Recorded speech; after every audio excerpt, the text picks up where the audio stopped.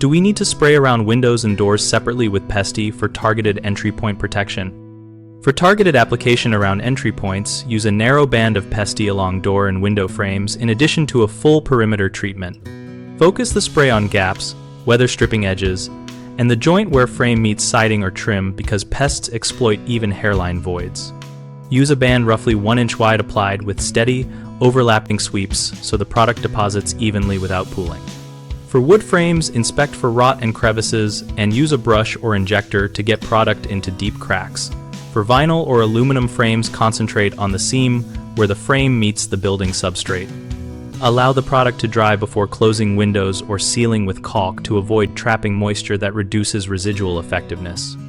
Reapply after heavy rain, within the label interval, or when seasonal pest pressure increases, and always follow label directions for concentration and protective equipment.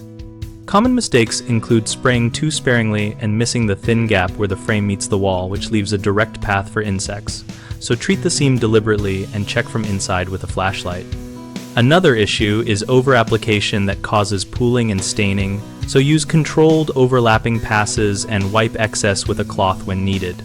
A final concern is treating only the entry points and ignoring habitat conditions such as nearby vegetation or moisture.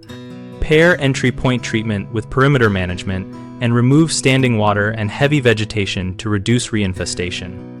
We built bighomeprojects.com to connect homeowners with local contractors for projects that include pest exclusion and treatments like targeted entry point work. We help contractors find work by listing project leads and maintaining a discussion community where homeowners and professionals exchange tips, ask questions, and share photos of problem areas.